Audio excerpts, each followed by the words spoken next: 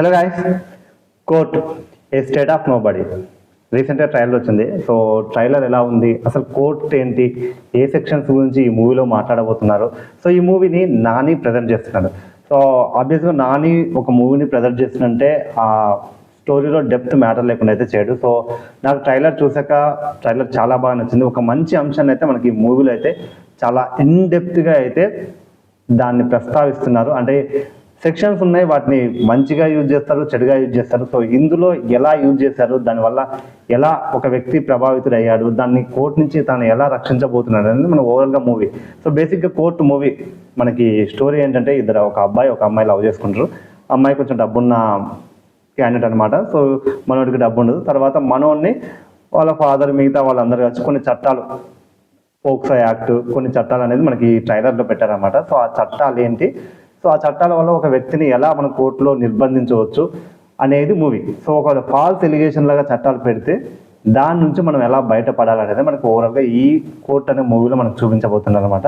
So బేసిక్గా ఈ మూవీలో మనకి కొన్ని పర్టికులర్ చట్టాలు అయితే చెప్పారనమాట. సో ఆ చట్టాలు ఏంటంటే, సో ఒకటి 366A. సో 366A అంటే కిడ్నాపింగ్, అంటే మహిళల్ని కిడ్నాప్ చేయడము, కిడ్నాప్ చేసి వాళ్ళని అబ్యూజ్ చేయడం, ఇలాగా అదొక సెక్షన్ అనమాట. ఆ సెక్షన్ కింద ఒక కేసు పెట్టారు.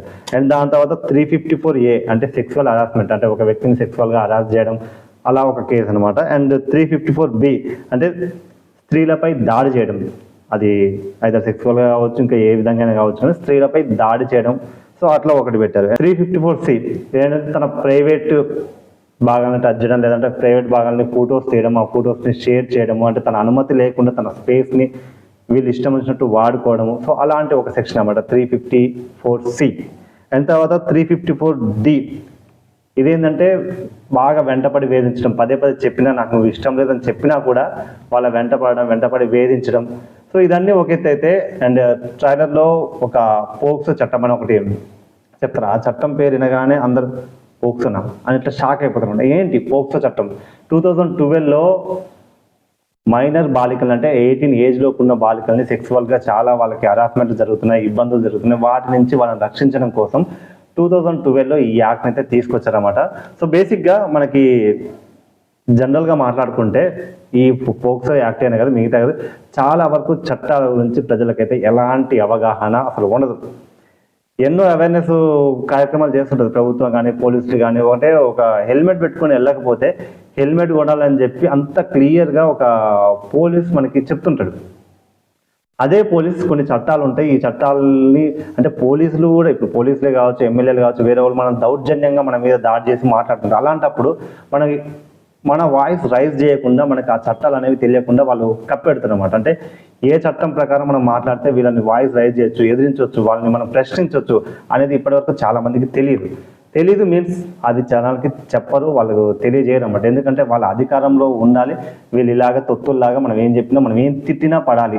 సో అట్లా ఉంటుంది. అంటే ఎన్నో అవేర్నెస్ చేస్తారని ఇలాంటి సెక్షన్లు ఏవి మనకి బయటకు చెప్పరనమాట. ఎంతసేపు అది వాళ్ళ లోపల వాళ్ళే ఉండాలి, వాళ్ళే చేయాలి, వాళ్ళే తెలుసుకోవాలి, మనం బానిసల్లాగా బతకాలి, ఇట్లే ఉంటుంది. సో రీసెంట్గా మనకి అల్లం నరేష్ ఒక చట్టం గురించి మనకి ఒక మూవీ తీశాడు. అండ్ దానికన్నా ముందు వందే మాత్రం, పృథ్వీరాజు, ఇట్లా చాలా మూవీస్ వస్తున్నాయి. అంటే ఈ మూవీస్ వల్ల మనకు కొంచెం అసలు చట్టం ఏంటి, ఆ చట్టాన్ని మనం ఎలా వాడుకోవాలి, అంటే ఇప్పటివరకు ఏంటంటే తప్పు చేసి తప్పించుకోవడం కోసం చట్టాలు ఎలా వాడుకున్నారు అనేది ఉంది. కానీ ఒక పేదోడు వాడి మీద ఒక దాడి జరిగితే దాన్ని ఎలా రక్షించుకోవాలి, ఏ చట్టం ప్రకారం మాట్లాడాలి అని మాత్రం ఎక్కడ ఉండదు కాదు, ఎక్కడ చెప్పారనమాట అది. సో ఇప్పుడు ఈ పోక్సో చట్టం కూడా, అంటే ఈ మూవీలో పర్టికులర్గా ఈ మూవీలో ఒక వ్యక్తిపై, అంటే వాళ్ళిద్దరు లవ్లో ఉన్నారు, ఒక వ్యక్తిపై అన్యాయంగా ఒక కేసుని పెట్టినప్పుడు ఆ కేసు నుంచి మనం ఎలా బయటపడాలనేది మెయిన్గా మనకి ఈ మూవీలో అయితే చూపించబోతున్నారు అనమాట. సో ప్రియదర్శి మెయిన్ మనకి ఆ కేసుని లీడ్ చేసి ముందుకు తీసుకెళ్లే వ్యక్తి అయితే మనకి లీడ్ రోల్లో చేస్తున్నారు. అండ్ మనకి ఇంకా సాయి కుమార్ గారు ఉన్నారు. అండ్ శివాజీ ఐ థింక్ వాళ్ళ అమ్మాయి ఎవరైతే ఉందో వాళ్ళ ఫాదర్ క్యారెక్టర్ అయితే ఉంటుంది అనమాట. సో వీళ్ళంతా ఈ క్యారెక్టర్స్ రోల్ చేస్తున్నారు. సో మోరల్గా పోక్సో అంటే ఏంటంటే 18 years లోపు ఉన్న ఏ అమ్మాయిలనైనా ఎవరినైనా అబ్యూజ్ చేయడం కానీ, హరాస్ చేయడం కానీ, వాళ్ళని ఇబ్బంది పెట్టడం. అంటే ఈ కేసుల్ని ఎలా అంటే చాలామంది, కొంతమందికి ఓకే పర్టికులర్గా వాడుకోవాలి, ఎందుకంటే వాళ్ళకి అది జరుగుతుంది కాబట్టి వాడుకోవాలి. కొంతమంది కావాలని పెట్టడం కూడా జరుగుతుంటుంది అనమాట. సో అలాంటప్పుడు ఏం చేయాలి, సో నిజంగా జరిగినప్పుడు ఈ యాక్ట్ పెడితే ఏం జరుగుద్ది? ఈ పోక్సో యాక్ట్లో ఏంటంటే 18 ఇయర్స్ ఉన్న అమ్మాయిని అబ్యూజ్ చేస్తే ఒక రకమైన శిక్ష, 12 ఇయర్స్ లోపు అమ్మాయిని అబ్యూజ్ చేస్తే ఒక రకమైన శిక్ష ఉంటుంది అనమాట. అంటే మహారాష్ట్రలో రవి అనే ఒక వ్యక్తి ఇప్పుడు 2 ఇయర్స్ అమ్మాయిని అప్పుడు ఇలా హెరాస్ చేసి చెక్ చేయడం వల్ల ఆ పాప చనిపోయింది, జస్ట్ 2 ఇయర్స్. అలాంటి టైంలో ఈ పోక్సో యాక్ట్ కింద ఆ వ్యక్తికి మరణ శిక్ష ఇస్తారన్నమాట. సో ఇట్లా చాలా శిక్షలు పడ్డాయి, చాలా శిక్షలు ఎన్ని పడ్డా కూడా ఇంకా అసలు చాలా మందికి అవేర్నెస్ రావట్లేదు. వాట్ ఈస్ పోక్సో యాక్ట్, అసలు అమ్మాయిలు 18 ఏళ్ళలోపు ఉన్న అమ్మాయిలు వాళ్ళు ఎలా రక్షించుకోవాలి, సో వాళ్ళు ఎలా ప్రొటెక్ట్ చేసుకోవాలి, ఈ కేసులు ఎన్నో ఉన్నా వాళ్ళకి సరిగా తెలియట్లేదు. తెలిసిన వాళ్ళు కొన్ని దాన్ని అడ్వాంటేజ్గా తీసుకుంటున్నారు, తెలియని వాళ్ళు అలాగే ఉండిపోతున్నారు. అంటే ఏది గుడ్ టచ్ ఏది బ్యాడ్ టచ్ అనేది కూడా చాలా మందికి తెలియట్లేదు. అండ్ రీసెంట్గా బాలయ్య బాబు కూడా మూవీ తీయడం జరిగింది.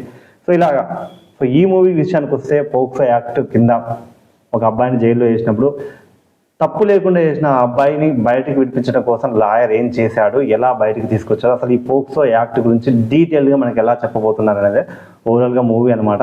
సో మూవీ చాలా ఇంట్రెస్టింగ్ ఉంటుంది. నాకు తెలిసి ఈ మూవీ మంచి హిట్ అవుతుంది అండ్ చాలా ఇన్ఫర్మేటివ్ మూవీ కాబట్టి సో డెఫినెట్గా ఈ మూవీకి ప్రతి ఒక్కరు వెళ్ళండి, ఈ మూవీ చూడండి.